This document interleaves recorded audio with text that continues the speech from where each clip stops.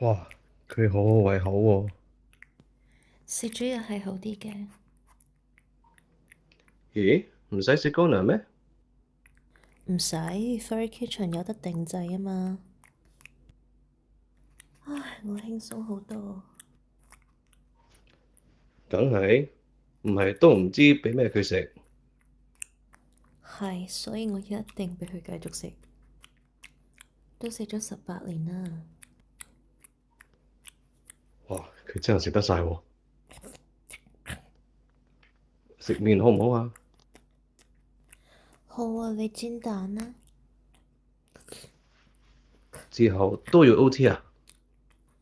好多同事走咗，公司又冇請人，